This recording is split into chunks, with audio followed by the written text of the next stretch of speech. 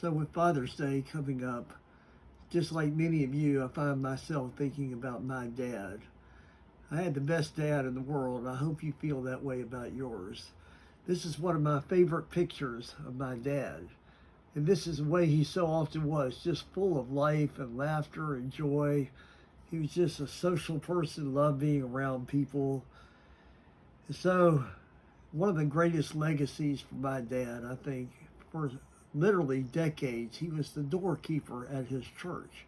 Everybody who came in the church, from little children to older senior adults, would first have to get the warm welcome that my dad would always give. When it came time for his funeral, the pastor there said he had never remembered a funeral where so many generations showed up, all of them because my dad was their first impression when they came to church. And so there's a scripture passage in 1 Kings, the 22nd chapter, talking about King Jehoshaphat. And it says he walked in all the ways of his father. I would love nothing better said of me than I walked in the ways of my dad.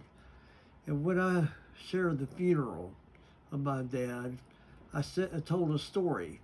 One time I was walking down the hallway of his church, the church that I grew up in. My dad was the financial secretary. He kept records, and he would always complain to me some people gave better than others, and I never asked for names. But he was walking down the hallway. I was walking down the hallway, and when I walked into the pastor's office, a person who's one of my best friends, he said, "I thought that was your dad. Your footsteps sounded just like him coming down the hallway." And I just thought, my goodness, if only I could walk in the ways of my dad. And so this past week, I was looking through my Father's Day file. I came upon a letter that I wrote my dad. It's long. I was in my 20s, not yet married. It was on the occasion of his retirement over 30 years ago. And my dad and I, we were never very expressive of saying that we loved each other, but we sure did. And so I wrote a letter. I said, "Some things I would like you to know, Dad." I just want to read a part of that. Second thing I've talked about, I said, "I'm grateful for the example that you have given me. I mean this in so many areas of your life.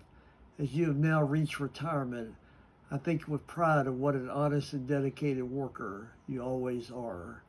Your moral character makes me wonder how you do it sometimes, for though I am a minister, I've never been near the person you are in character.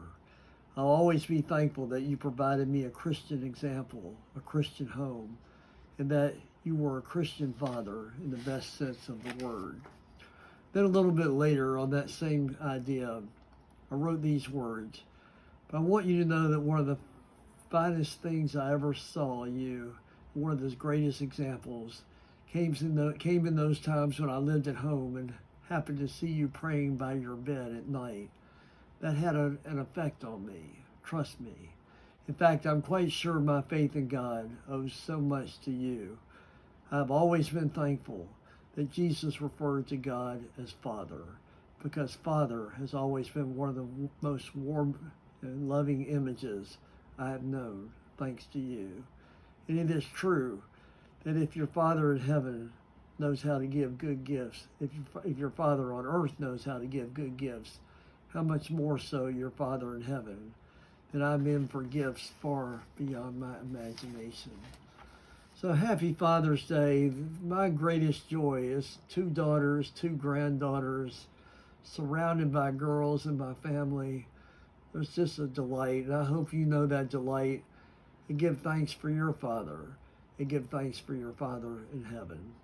So happy Father's Day.